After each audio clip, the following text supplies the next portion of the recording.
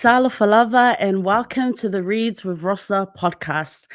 If you can't tell already, I am so excited to introduce today's guest. He's an educator, founder, and CEO of Identity Talk Consulting. He's an author. He is the host of two podcasts, Identity Talk for Educators Live and Radical Math Talk. He's an inspirational and revolutionary leader in the education field, and he is a staunch ambassador and advocate for teacher empowerment. He has spoken at numerous educational conferences and worked diligently to support the recruitment and retention of teachers of color in education. Joining us from Sierra Leone, it is my honor to welcome to the show Kwame Sarfo-Mensah. Woohoo! Wow. What's All up, right, bro? Rosa. Wow, Rosa. Listen, you probably the first person who's interviewed me who's actually said my name perfectly Oh, along with the introduction. So I appreciate you for doing that. And it is an honor to be in your space. bro, I didn't even. I'm excited. I'm probably more excited than you. Like it is. I mean, you're a podcaster. You're huge, man. It's an honor to have you here. That you know what's up. Yeah. But how are things in your part of the world? I mean, I'm sure people are going, huh? Sierra Leone, what? Like, Things are great. So just I was mentioning to you off camera, I had just got back home with my son who volunteered to read for a group of preschoolers for the first time today. And it was such an amazing experience. And it's quite fitting considering this is the Reads with Rosa podcast and my son was reading and has a love for reading, just like many of your guests share on this platform. So it was fitting that everything happened today.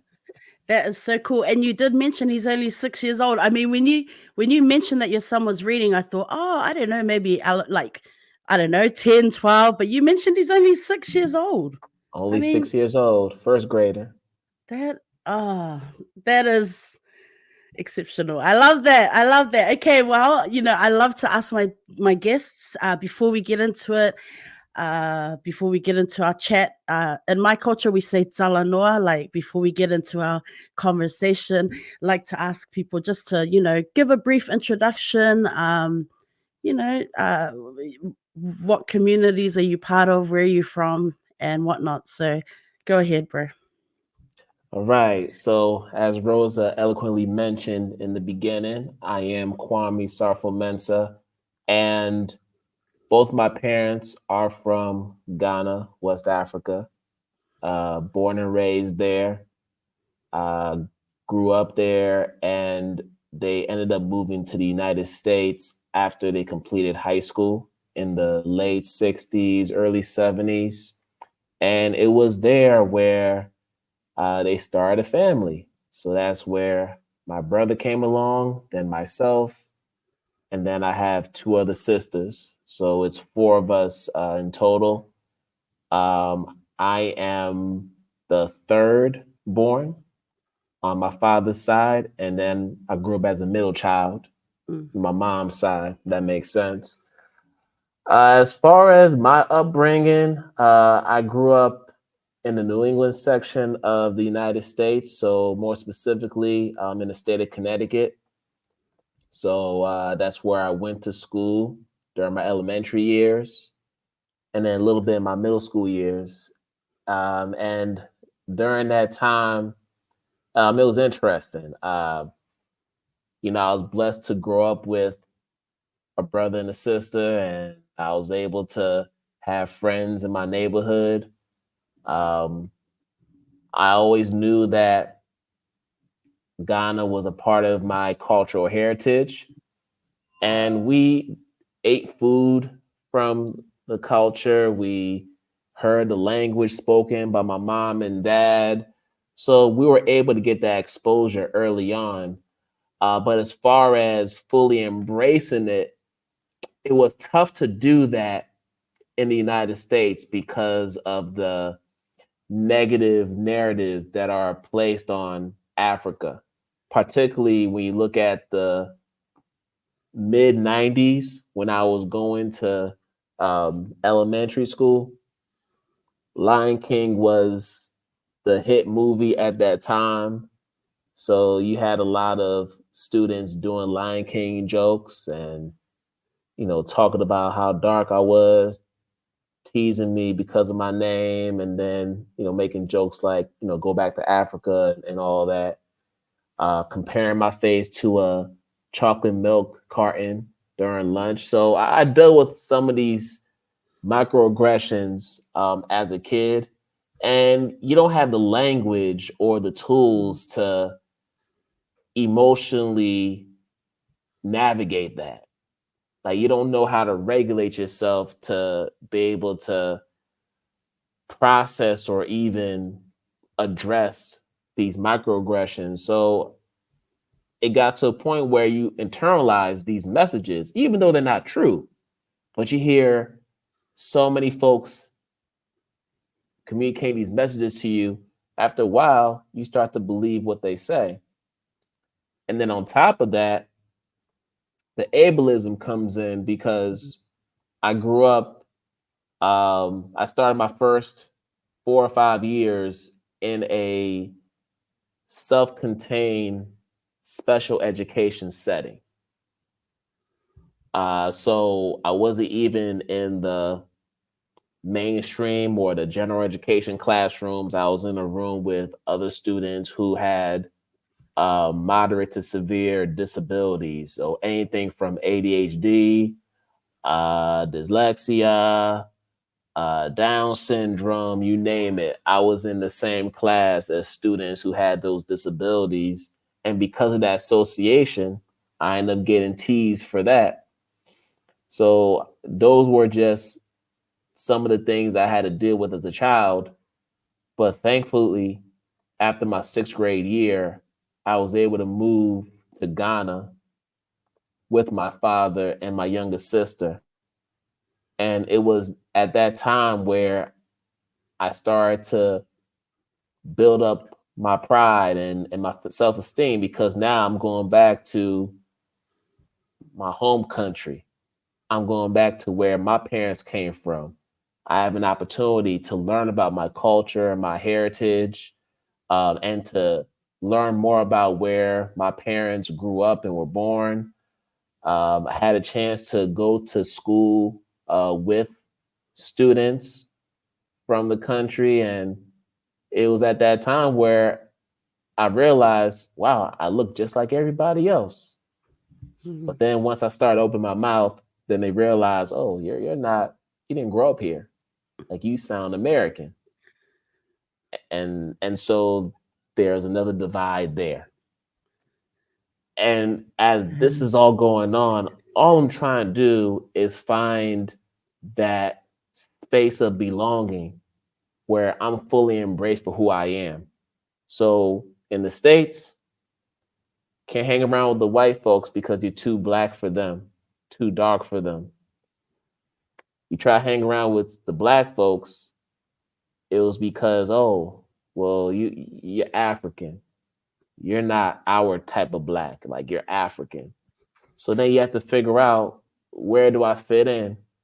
What spaces do I belong in?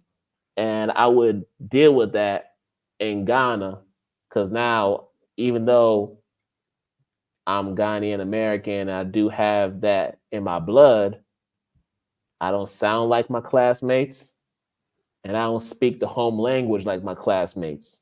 So those two things alone separated me from all my other classmates.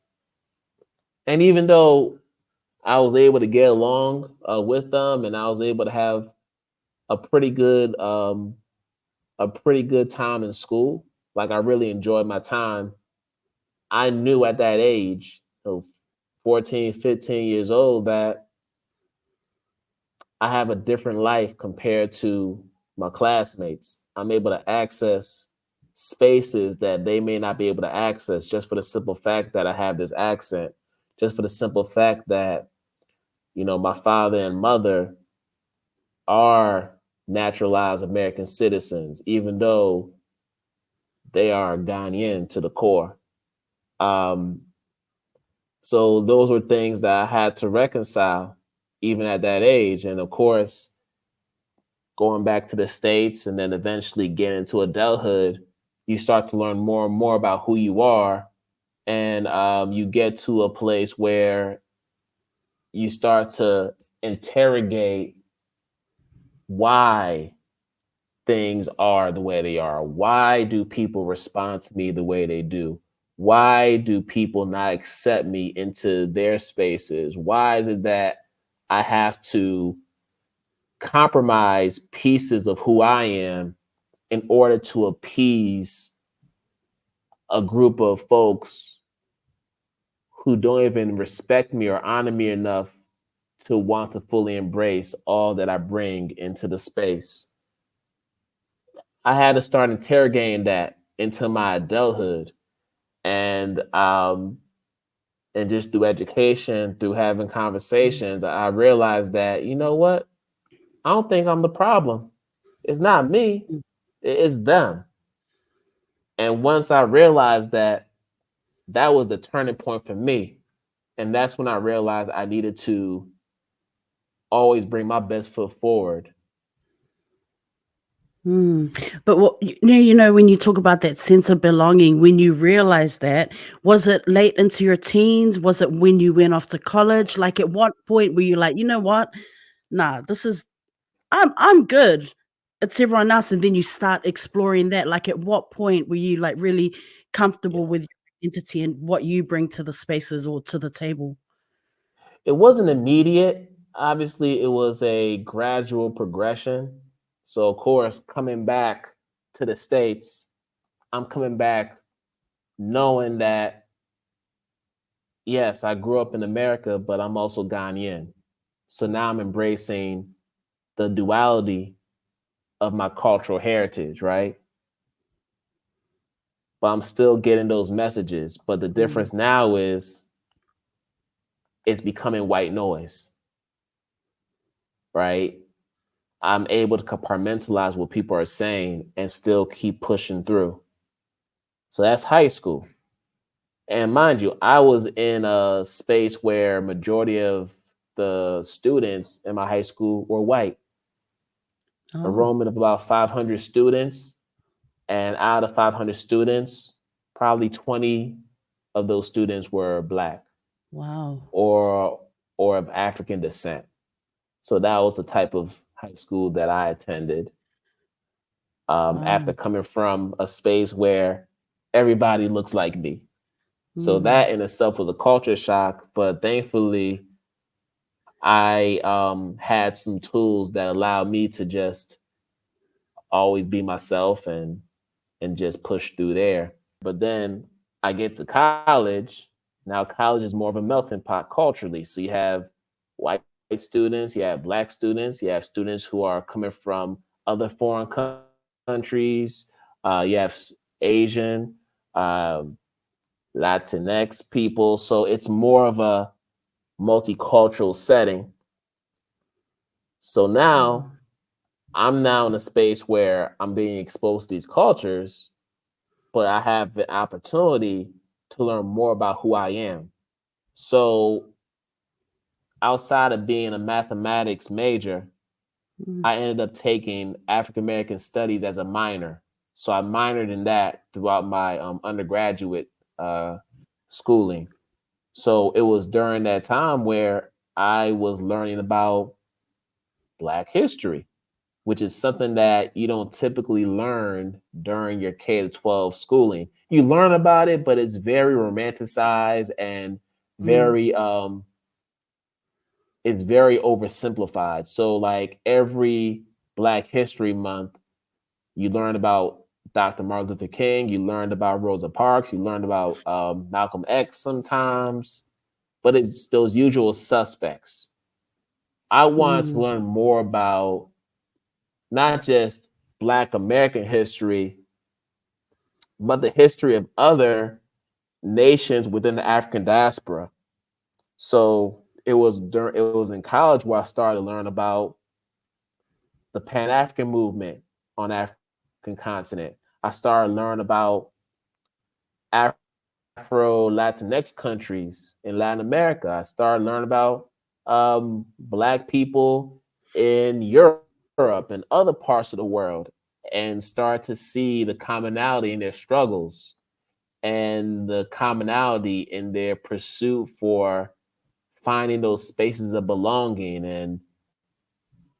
and getting that sense of community and cultural identity that they could be mm, proud of and they could amplify to others. So I really started gaining knowledge about that during college, and that would carry into my postgraduate years where I started to fall in love with teaching, mm, started to work with kids, and I was able to develop that love for kids at a time where I had no idea what I was going to do as a profession. I knew that I enjoyed math. I knew that I wanted to work in spaces that were um, made up of students who looked like me. And I knew that I loved kids. So you put all those three together, okay, be a math teacher. And that's what I mm. ended up being for a good part of my career.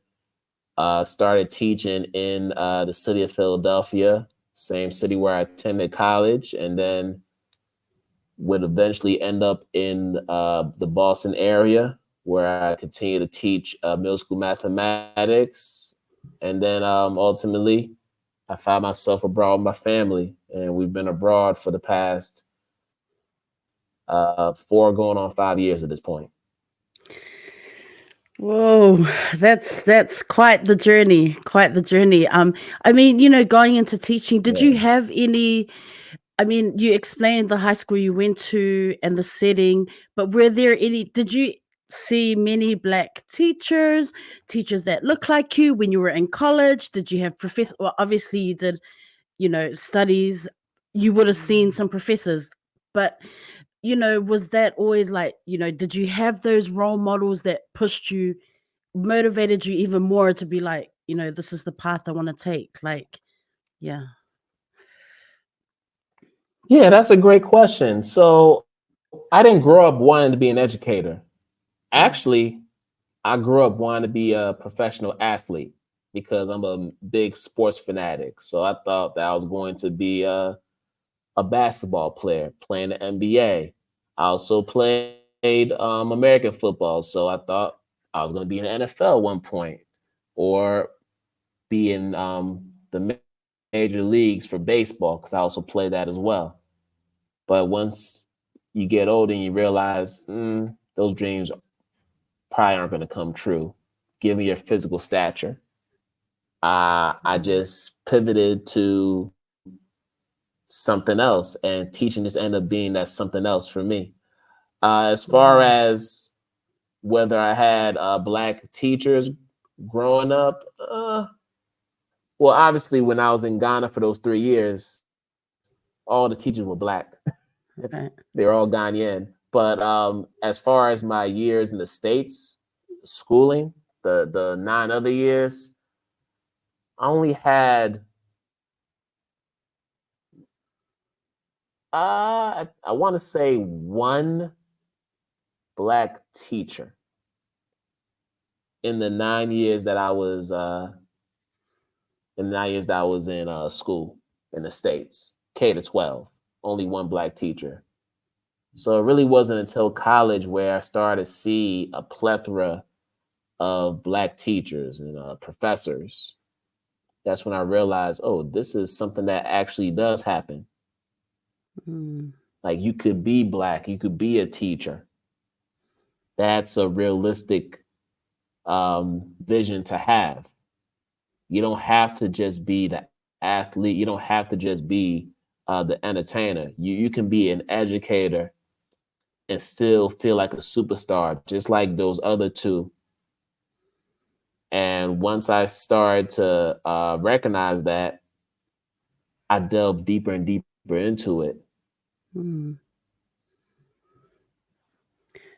I mean, public school teaching in the US, black when you were in the classroom at the schools that you were at, like black male teachers, were there many of you or not so many? Like, yeah. Mm, Nah, there weren't many at all. I can only think of one black male teacher um, that I didn't have him as a teacher, but he was a black male teacher who was working at the high school I was in. mm, And he was a really cool guy. His name was Mr. Hall, and he was teaching business. mm, Um, and he also ran a hot dog business on the side. So that's what I remember about him. But other than that, no, I didn't have any black male teachers. The black teachers who I saw growing up were black women. mm, Black men are still very much an anomaly in the education field, at least within the states. A little less than 2% of the teaching force is composed of black men, and it's a number that mm, they're still trying to increase as we speak. So there's still a lot of work that has to be done in order to have that representation in the mm, working force. But I didn't have that exposure growing up, not at all. mm. Moving abroad, getting into the international school teaching circuit. I mean, it's probably a very different space.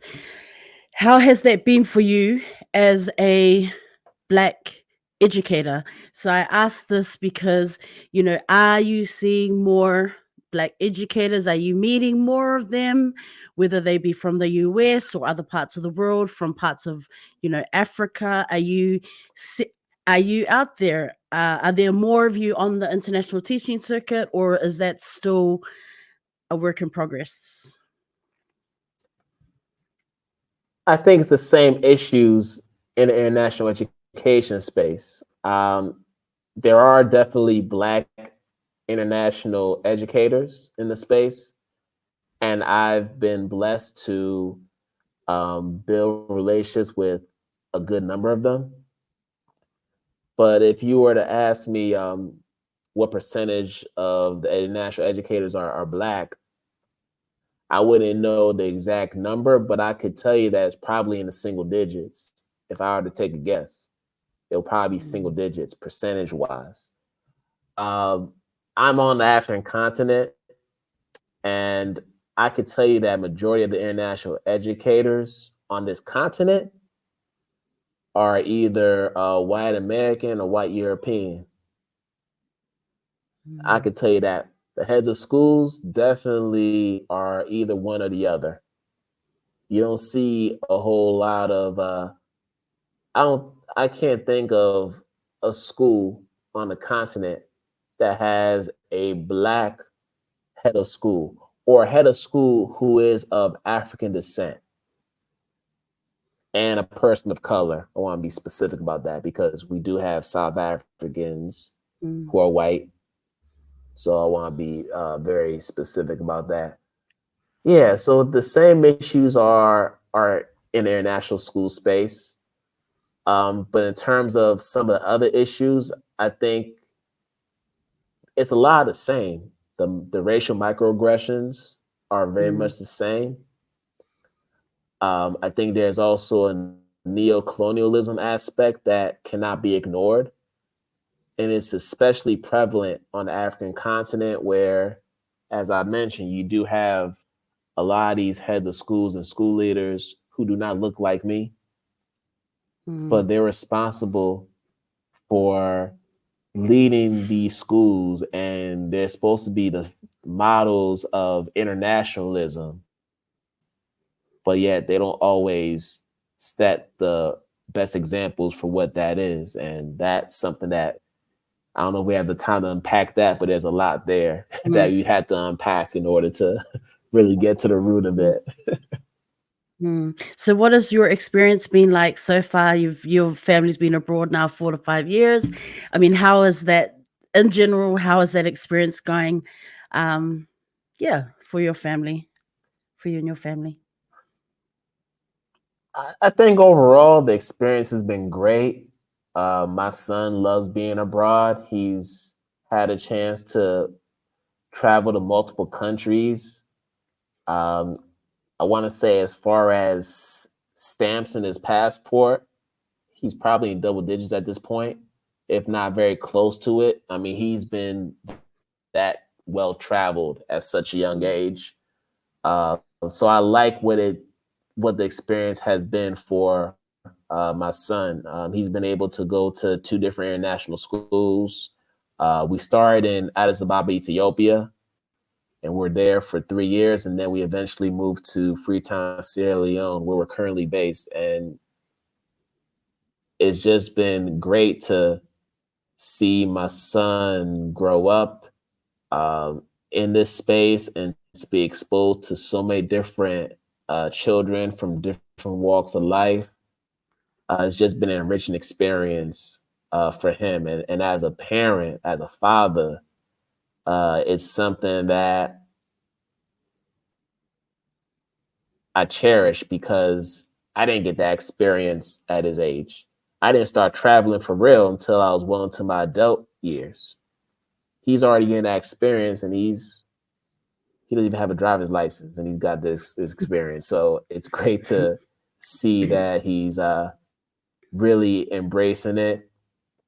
I feel like it's allowed me to spend more time with him and my other son. We have a 10-month-old, my wife and I. So we got mm, two in the house, and we're raising them, and we are providing them with a lot of these life experiences that they wouldn't get if they were living in the States. If I was still living in the States, I'll be working 45 to 50 hours plus every week as a full-time teacher. I wouldn't be able to take my son to the daycare for this volunteer opportunity. I wouldn't be able to have the energy to read the bedtime story with him or to have him read the bedtime story to me, because I'll probably be somewhere in my office doing a lesson plan if I was in the States. mm, So the lifestyle is very different. Aside from the lifestyle, can I ask if part of living abroad is it also a safety aspect? What I mean is like, so I'm just asking is I have a friend, Yep. a really good friend, and she has a son. He's nearly finished high school now, but she always speaks of, she's from Philly, grew up there, and part of moving abroad is so just because, her son, she was like, he's gonna grow up to be he's black. Like, he's That's gonna right. grow up to be a young black man. It's not safe. Like, whereas living abroad, they've done lots of travel, just so many opportunities available to him that he would not get at home and back in the US. And I was wondering, is that also another reason for your family moving abroad? Especially, well, now you've got two sons, but Without question, I share the mm, same sentiments as your friend. The United States is not a safe place for Black people. It's not a safe place for people who identify as being part of the LGBTQIA plus community. mm, It's just not a safe place, period. And I'm thankful that we are living abroad at a time where the socio-political climate in the United States is at such an alarming state. Um, I sent my voting ballot. My wife and I sent our absentee voting ballots uh, back to the states so we could vote for this recent primary that just passed. And if I'm going to be honest, I'm not too I'm not too fond of the presidential candidates, whether we're talking about Joe Biden or Donald Trump. I don't have confidence in any of them. And to think that one of those two will be leading this country for the next 4 years is scary to me as a black man.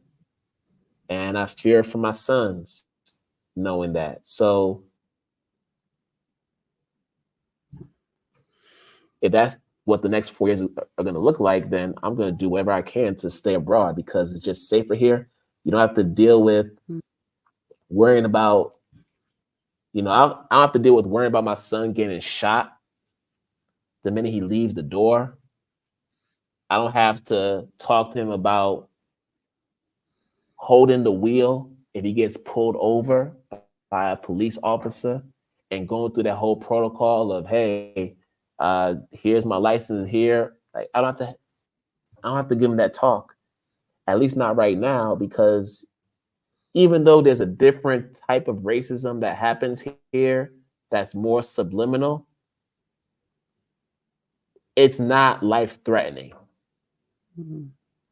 Like he could walk outside and play outside. He can do that here in Sierra Leone. There are spaces for him to just be free.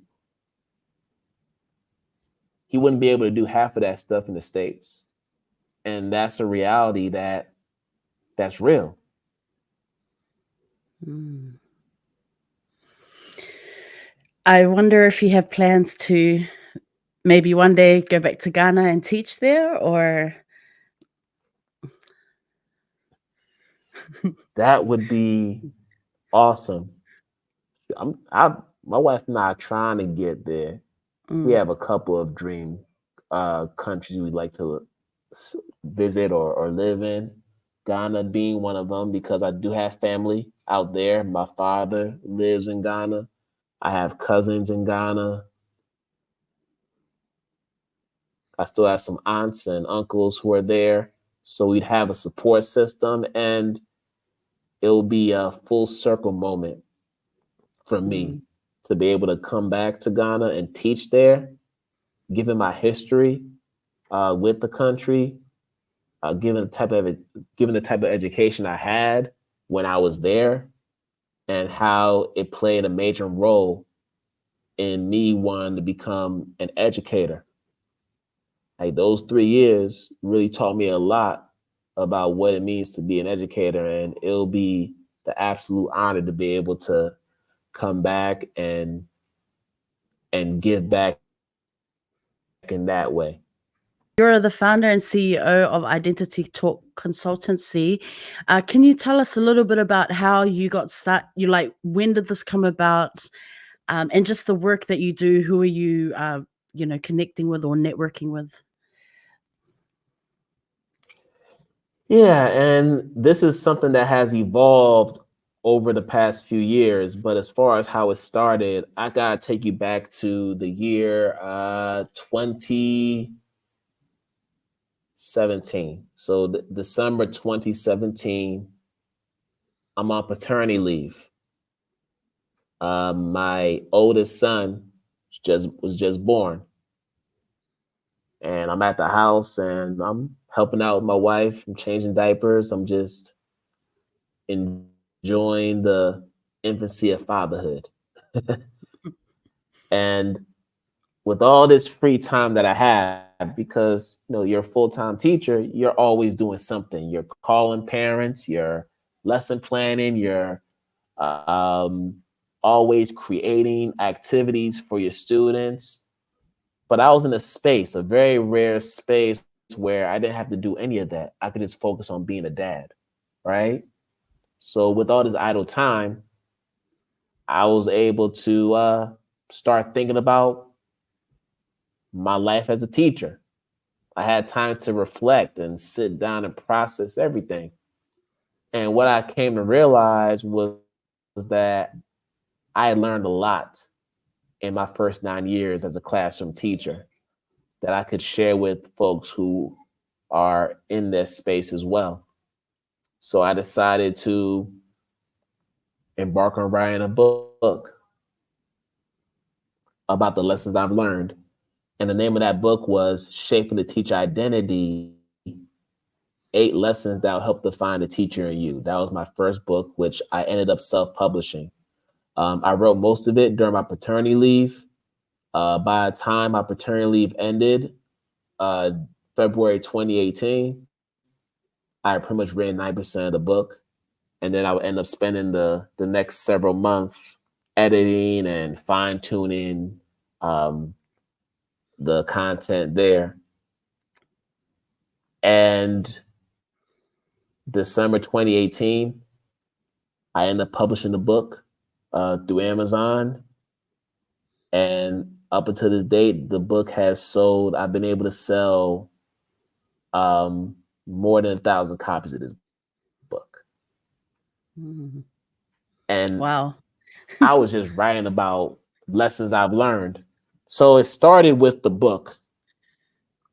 Now, once the book got published, I ended up spending really the first half of 2019 doing PD sessions, doing speaker engagements and talks about the book. And I was doing this for free. Like just wherever I can promote the book and market it, I would just go to these different institutions, whether it's schools, whether it's companies, and I would just provide the session, the workshop, and then try to sell my book.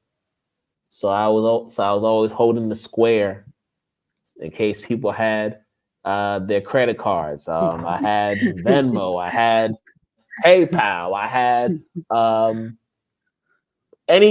any form of payment that could be made at that time. I had it. So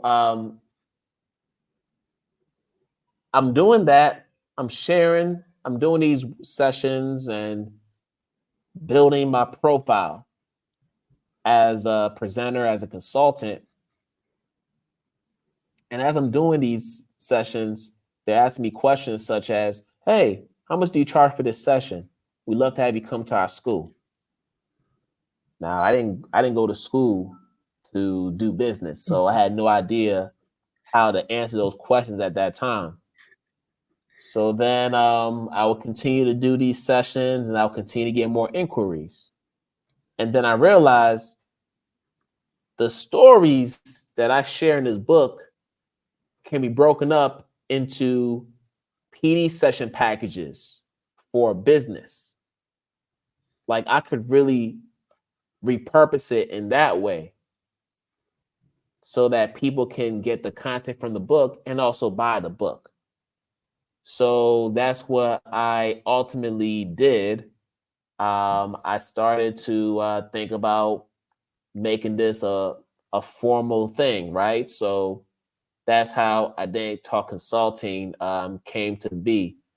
And I officially made it a limited liability company May 2019. So that's when it officially became a business. So I did all that process, did the paperwork, got my tax ID number, opened a business bank account. Like, so now it's legit. So why did I call Identity Talk? We gotta go back to that beginning. The name of my book was Shape the Teacher Identity, 8 Lessons That Help Define the Teacher in You. So I took the identity from the title. That's where it comes from. And I said identity because so much of the work that we do as teachers is informed by the experiences that we have in our lives. It's informed by just the intersections of our identities, whether it's our language, whether it's our culture, our race, whether we're talking sexual orientation or gender identity, all these different parts of who we are play a role in how we show up in the classroom as educators. So that's why the identity is so important. in that. Now, the talk I put there because we need to have that internal dialogue about who we are. When we grow up, we take in so many messages, whether they're positive or negative, and there's a conversation that happens within us that either informs how we navigate the different spaces we're in or causes us to self-destruct and fall into these spells of self-hate, these spells of despair, because we're believing the negative messaging or the stereotypes that people say about us, right? So the talk is not just that, but the talk is about being able to have conversations with other people about who we are, being able to reflect on who we are and reflect on our practice as educators. So when you combine identity and talk, now we're being intentional about what the work is about. It's about affirming and honoring identities, but also having the willingness to be learners and learn about the different intersections of who people are. Being able to have the conversations and the dialogues with people so that we have a better understanding of how we can make this world a place where everybody's able to belong, regardless of what makes them who they are. So that's essentially what my work is about. It's about cultural affirmation. It's about intercultural connection. It's about cross-racial solidarity. It's about always having that critical humility to just be a learner of people so we can better understand how our world works. Danny talk. Damn. Okay. Wow. Wow. You're Two like, how am I questions. supposed Two to follow questions. that up? Oh yeah. I'm like, let's just end it here. I'm kidding. I'm kidding. Two questions. One, is your book still available or no? That's Yes, it question one. is. Yeah, my book is still available on Amazon. You could also Okay. find it with other book retailers, but Amazon's probably the place Okay. where you'll be able to find it the easiest. Yeah, Okay. So and I have if you another are book that's coming listening, out soon. okay, if I'm coming, I'm coming. If you're listening, if you are watching this via YouTube, click the links in the bio. Uh, Obviously, as I always say, you're going to follow our guest here. You're going to follow Kwame on all the social media platforms. For educators out there that are super curious about what this guy's about, what the brother is about, check him out. Also, click the link, check out the book on Amazon. You will not be disappointed, fam. Do that. And yes, the other question was your journey as an author. What is coming next? Or do you want to write other types of books, or is it more within the educational setting? So I have a book that will be coming out before this year is over. Okay. We're trying to get it out in the fall. So the name of the book is called Learning to Relearn, uh, Supporting Identity in a Culturally Affirming Classroom. Mm. And this is a book that's very special to me because this was 3 years in the making, essentially. 3 years in the making. 3 years of developing the concept, 3 years of editing, getting counsel from people within my circle, people from different communities, because I'm sharing stories that are about live experiences that I cannot talk about as a Black man. So this is a book that's all about cultural affirmation. This is about essentially what identity talk is: cross Mm. racial, cross ethnic solidarity. It's about what it looks like to be not just an educator, but a learner of people, a learner of different communities, what it means to show cultural empathy towards people who may not look like you, who may not speak the same languages as you, who may not even have the same type of identities as you share. How do you engage in these conversations? How do you show respect? How do you use those tools to create spaces where everybody can not only coexist, but also embrace each other for who they are and really be intentional about honoring who they are? So, this is what this book is really about. And this is the book that's needed considering the times that we're in sociopolitically. So, I'm so excited for this book to come out. I was fortunate to have, I want to say, about 40 to 45 different educators share stories and interview for this book. So some of those stories will be featured in the book, as they should, because this is a book that's about so many different people, so many different cultures, and it's impossible for one person to capture all that. We have to bring those other people in. Just like you brought me into your space to share my story, and at some point you're going to come to my space to share your story. That's how we build, that's how we change what's going on in our world, by sharing our stories. And that's what makes this book so special. Okay, we're gonna look out for that. Again, if you're listening or watching, there's nothing we love more on the Reads of Rosa podcast than when guests come on and they drop these exclusives. So we're gonna look out for that book that will be dropping soon, later this year, fam. Look out for it. You know, I'm gonna put it on my Bookstagram and we'll put it on there. We'll give you a shout out, Kwame, and just put you on blast. This is exciting. That is exciting. I cannot Oh, wait. I got Yeah. something for you. Go ahead. Another exclusive too. You'll Uh love oh. this. So Okay, go ahead. okay. So because I love this podcast so much, I said, you know what? I'm going to include Reads with Rosa as a learning resource for folks who want to learn more about not just the Asian American community, but the Pacific Islander community as well. So I've actually added that as a resource. So when you open the Oh, book, you will see oh, listed there Reads with Rosa. oh my gosh. I kid Oh, you not. oh, oh my goodness. Moses.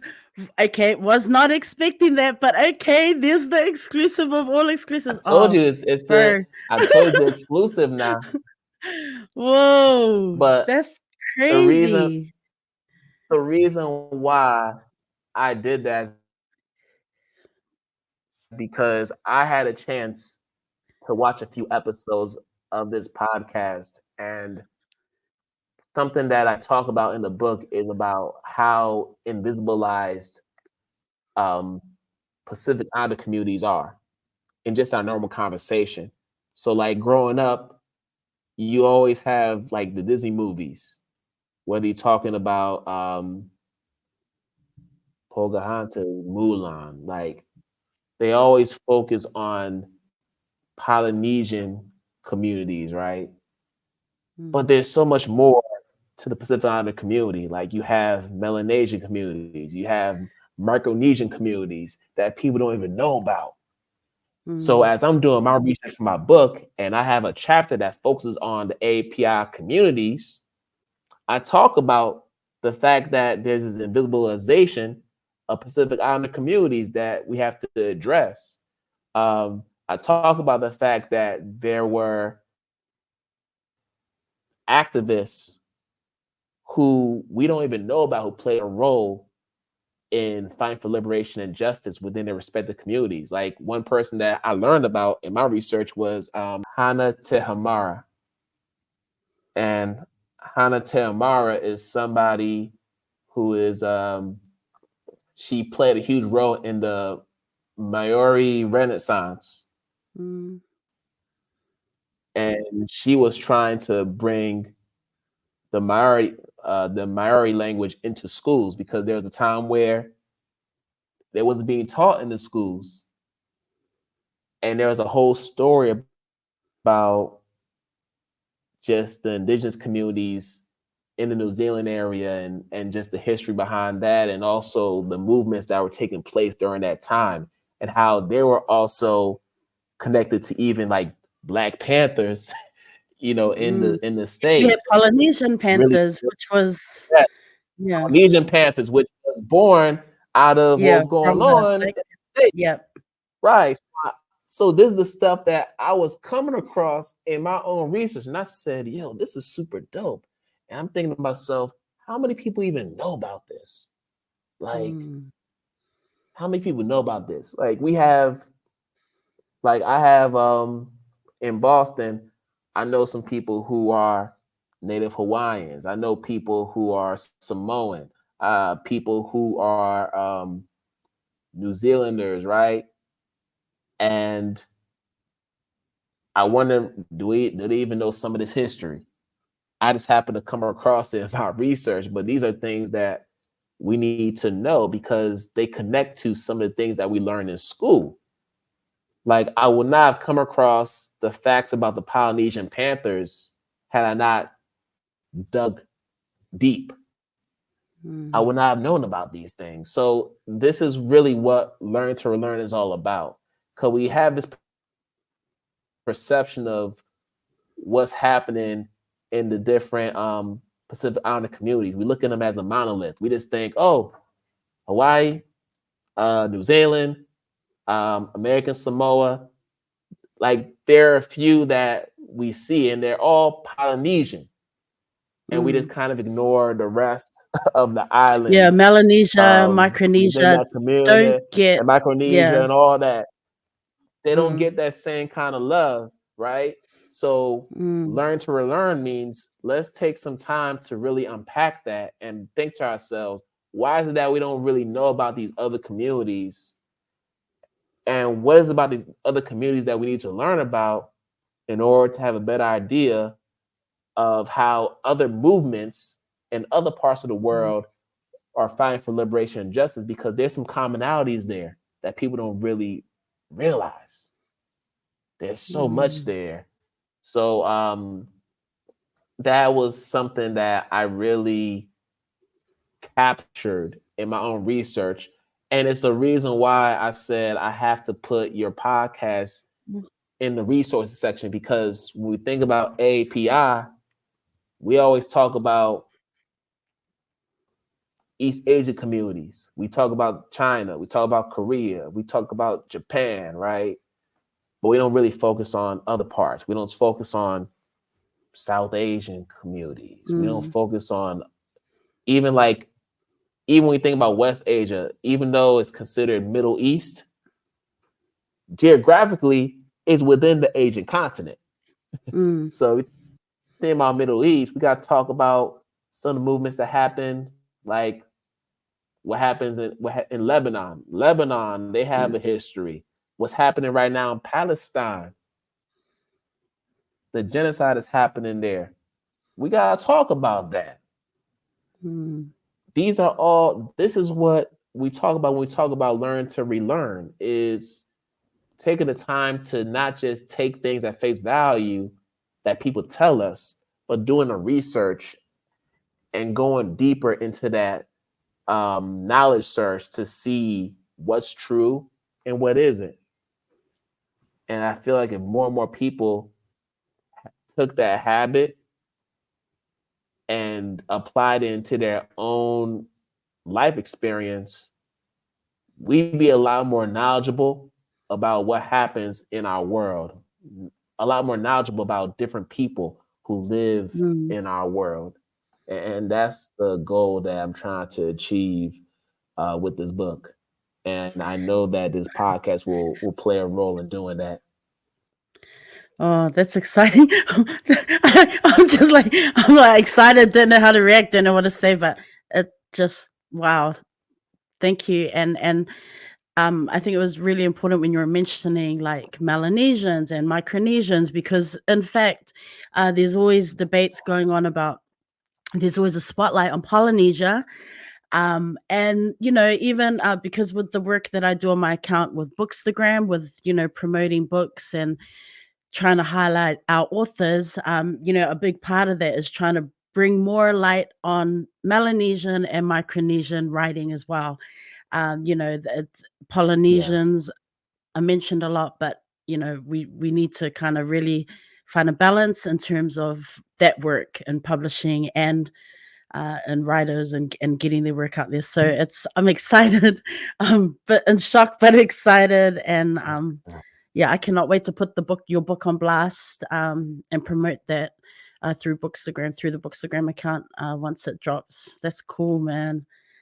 Oh, look at you! Are you gonna start writing children's books or anything like that? No, that's not your thing. Oh yeah, yeah. You know what? That's the other part too. Because you did ask that question. Yes, I am. I would like to write at least one children's book. That's definitely something that's in my bucket Okay, list.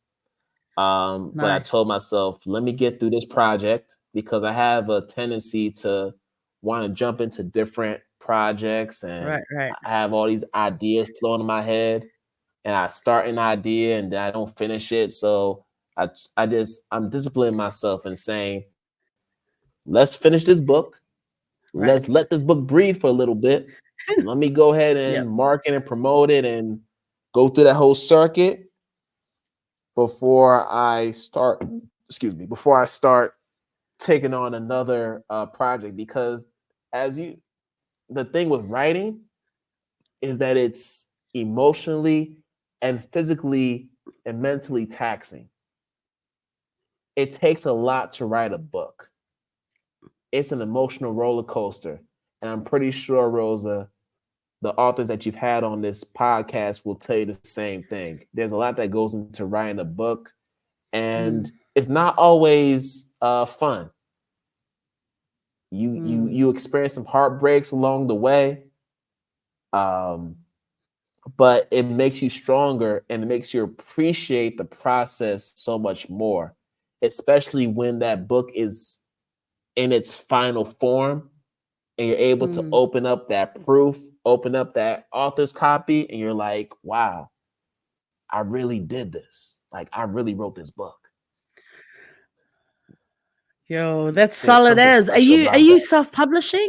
Are you self-publishing again this time, or have you been able to get No, a okay, I was gonna say, I was like, have you been able to connect and uh you're getting published by a publishing house? You're not doing the whole self-publishing thing again? I mean, that's no, no, taxing. no. And the reason why is because when you're self-publishing, you are the marketer, you're the Mm, promoter, okay, you're the distributor, you do yep. everything. You are hustling. Mm, And if you're not somebody who is really good at marketing, no matter how good your book is, you're not going to be able to sell those copies. So knowing the mistakes I made with the books that I self-published, I said this time around I wanted to work with a publishing firm okay.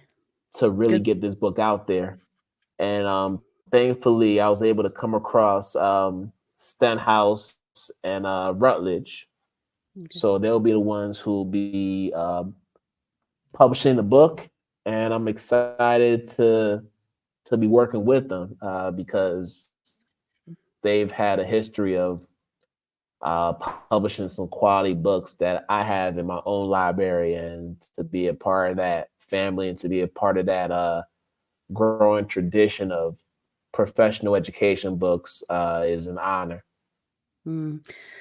Well, that's awesome. I mean, congratulations on that. It's good to hear that you found a Thank you. publishing house that supports your values and what, what you stand for. Very cool. I mean, I cannot have you on the Yes. show and not talk about the podcast. I mean, you've talked about your book. You took us Of way course. back to 2017, 2018, talking about your consultancy company. But we got to talk about the podcast. Tell us, because you've had Oh my goodness, the caliber of people Yes. you've had on your podcast. What? Identity Talk for Educators. People, fam, if you're watching, click the link in the bio. So many cool episodes there. And actually, you know what was funny? Okay, it's not funny, but what was really interesting is I was like looking at your just some of the guests that you had on there, and then there's this educator that I followed for the longest time.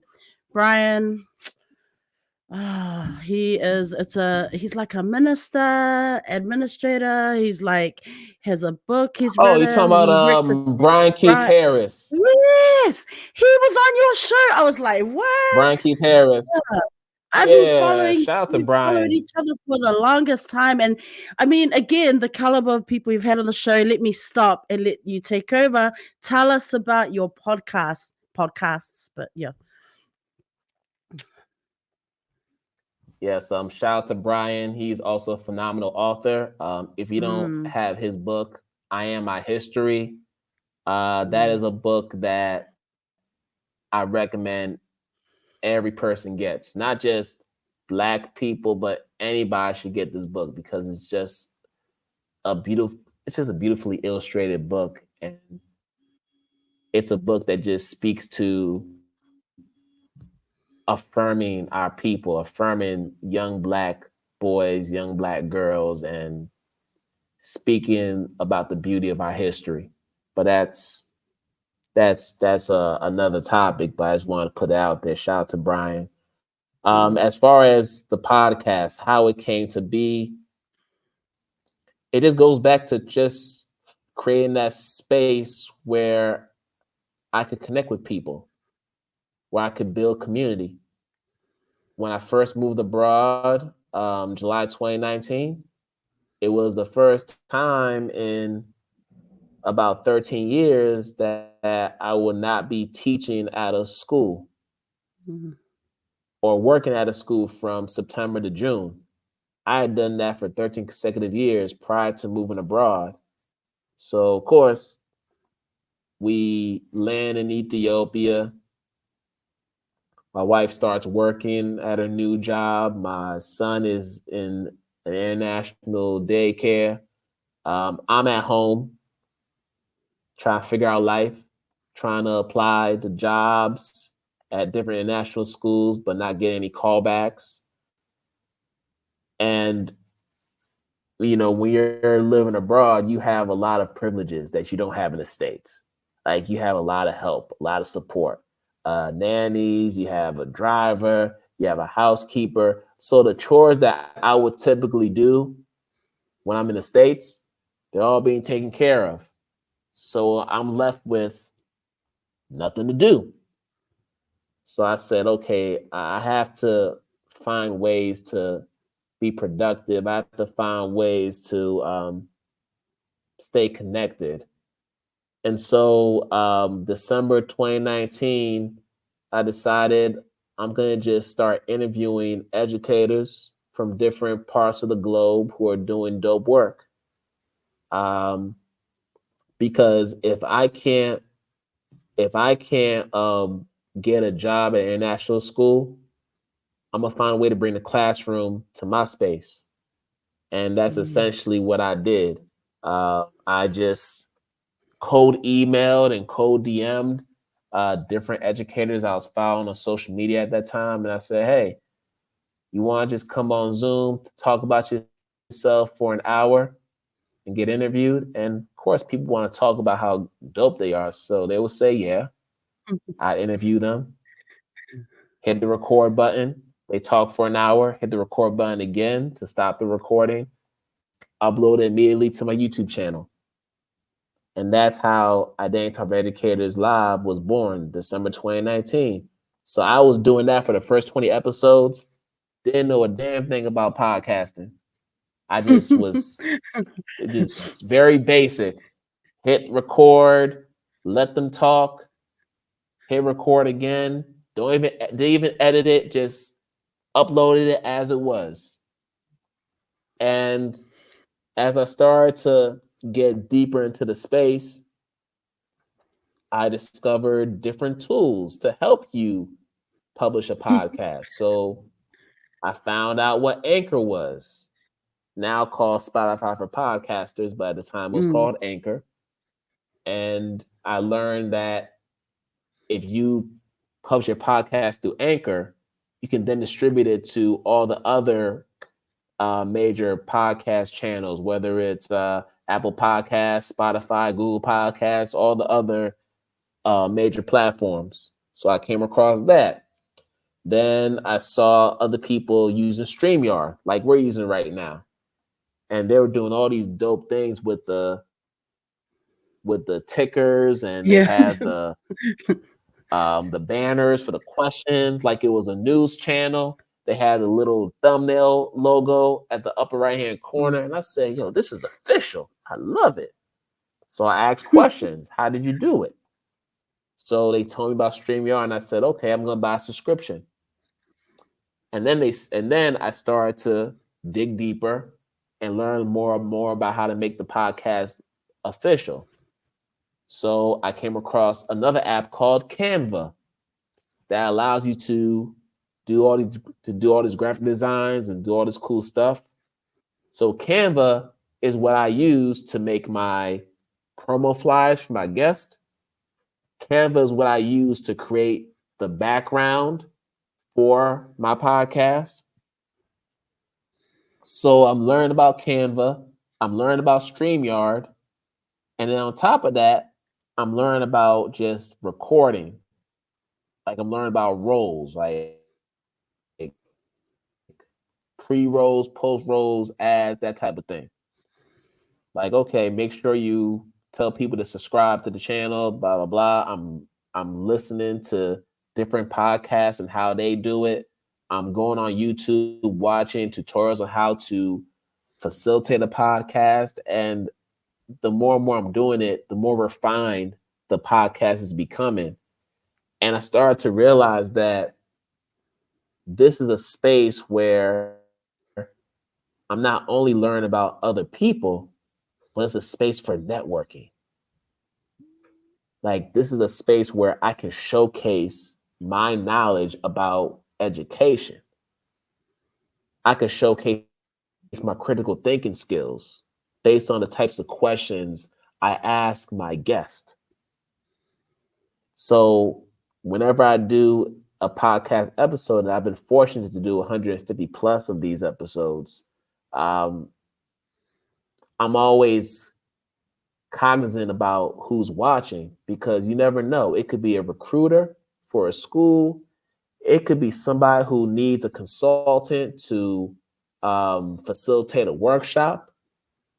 So if I'm able to showcase something that's going to elicit a viewer or listener to reach out to me about any of those opportunities, I got to put my best foot forward. So I come to realize that this is a way to not only network with people, but as you're interviewing people, you also feel like you're being interviewed, because people are watching what you're saying and they're thinking to themselves, wow, this person has not a lot of knowledge about this.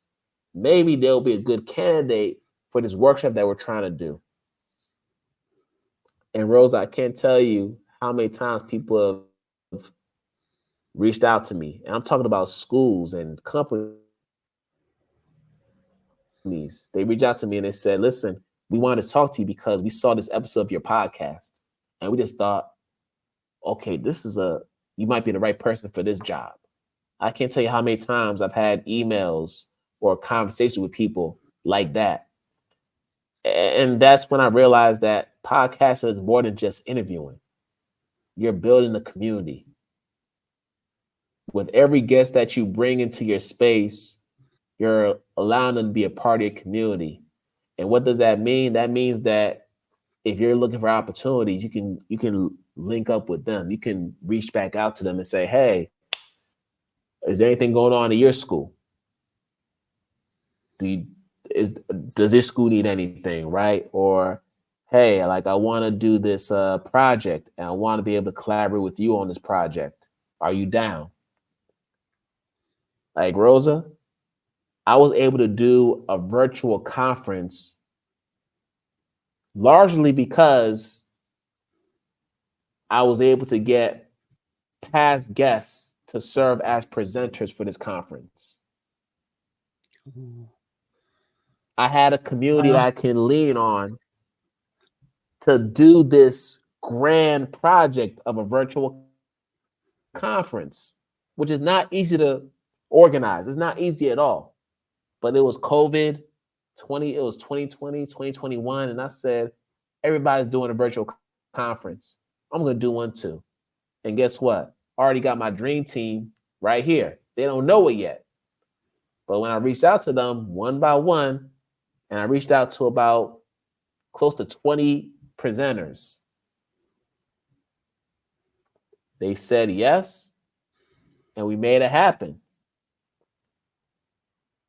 And the Stay True to Teaching You Educator Summit happened because of the community that I developed through the podcast.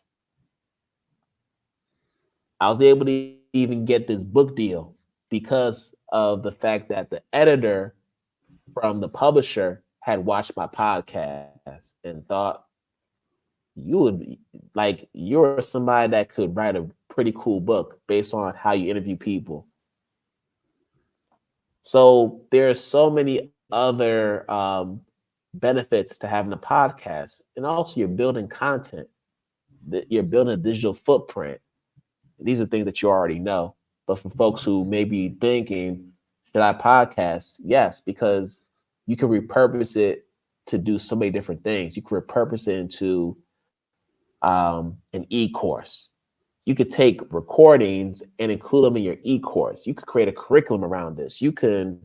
There's so much stuff you could do with this podcast. It's not even funny, but that's what I love about it. Just the fact that I can learn about people and the stories that they share, because it's the stories that allows us to understand how the world works and how we can be better humans.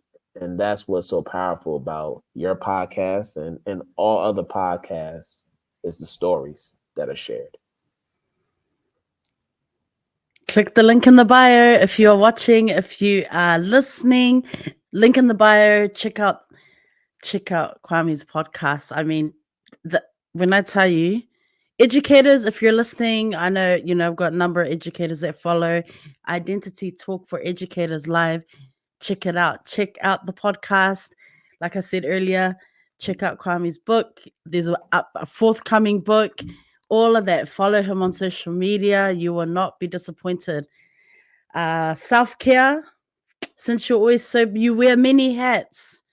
You wear many, many, many hats. Yes, I How do do. you take care? Self-care, like super important. How do you take care of your health and well-being? I work out at least 4 times a week.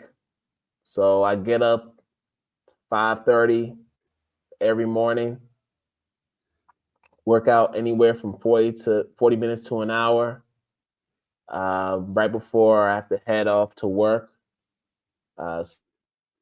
So it's something that I do now, especially given that I'm 40 now. So you gotta take care of yourself. You can't just jump out of bed and not stretch. You gotta do a few extra things in order to get through the day. You're not getting younger, so I'm mindful of that, and then also just making sure that I'm being present for my sons.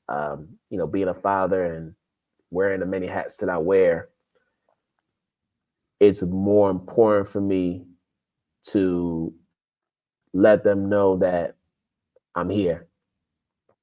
And whatever opportunities that I have to read a story or to do a nighttime prayer or to even just play a game with them, I just try to take advantage of it as much as possible. And that's not to say that I'm always perfect when it comes to that.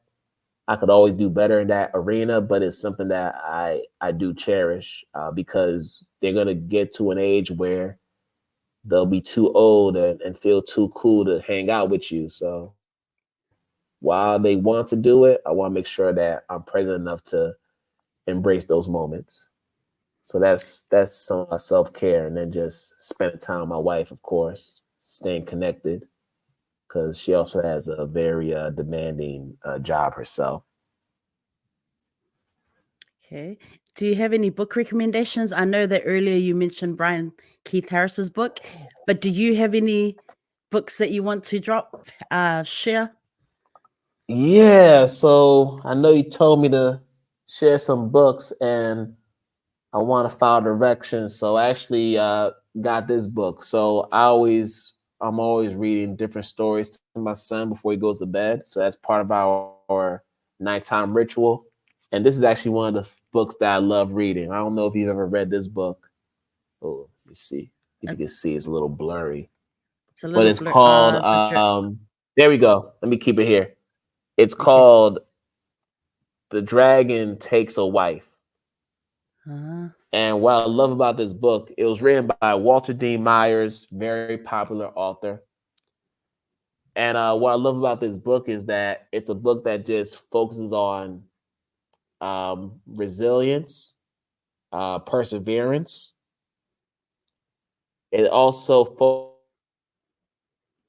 focuses on self-esteem. So this is a story about a dragon who is trying to beat this knight. Like he always has these different battles with this knight, and he keeps on losing to this knight. And as he's going through these struggles, he comes across I think a magical fairy who ends up befriending him, and she's casting these different spells to try to help this dragon defeat the knight who keeps beating him. And through these different failures, they develop a friendship, which ultimately evolves into something more than that. And I don't want to give up too much of it, but essentially, that's what this is about. The dragon takes a wife. So he's trying to beat this knight because that's part of criteria for finding a wife, finding a good woman. And through his failures, he realizes that he's enough. He doesn't have to prove anything to anybody. So there's a lot of great themes that you can learn from this book. It's a fun book to read. I've read this book to my son several times, and we enjoy it every time we read it. And hopefully, you all enjoy it too. So it's called "The Dragon Takes a Wife." You can find it pretty much anywhere: Amazon, Barnes and Nobles, all different book retailers. It's available. Awesome. Thank you for that book recommendation. Awesome. Okay. Well, as we begin to close the show, um, yeah, usually I ask guests, okay, so what are you excited about? But you've already shared like so many exciting things that are going to happen in terms of projects that you're working on this year. And man, I'm here for it. We love to see it. I guess I just want to say a huge thank you, Kwame. Like it's crazy that you're even on the show. Like it is a huge honor, um, especially knowing the work that you're doing out there for educators and the educator communities, and like you're doing a lot of powerful stuff. I mean, I was very fortunate to be able to hear you speak, and even then, it wasn't like it was just so chill, down to earth, very humble. Saw you at the, met you at the conference that we had, the Yes. ALOC conference in Hanoi, Vietnam, in January, and just Yeah. yeah, like honestly, it was just really just to hear you. We're all in the auditorium. Just what you were sharing, very powerful. Always motivating others, always encouraging, always supporting, always looking to empower other educators. Like, and I see that through researching you, looking up what have you been doing out there these past years, your podcast, your book. the young lives that you were impacting as an educator when you were back in public school in the US and now you're abroad. I mean, it's really, really awesome to see that there's someone like you out there who cares enough, fellow educators who just really care about what they do, care about change. And yeah, I just want to encourage you just to keep going. Uh, we see you, I see you, and I'm really excited for the book drops coming. Yeah, so just sending a lot of love. In my culture, we say alofa, sending a lot of alofa to you and your family out there in Sierra Leone. Just keep on. Um, yeah, it's been a huge honor. Thank you so much for just coming on the show and sharing a bit of your journey. Yeah, it's been awesome. I'll hand it over to you Yeah. just to, wrap it up. Drop some final gems. I mean, there have been way too many final words of wisdom. Thank you. um, Words of wisdom. Well, first off, before I do that, I just want to say thank you again, Rosa, for inviting me into your space and for allowing me to share my story. As I've mentioned countless times throughout this episode, what you're doing with this podcast is special. And it's a podcast that you rarely see in the podcast space. So I want to make sure that I name that. And I'm excited to see how this podcast continues to evolve as we bring on more phenomenal guests, as we learn more and more about different Pacific Islander communities. I'm just excited to see who comes on after this. But keep it up, and whatever I could do to support, you already know I got you.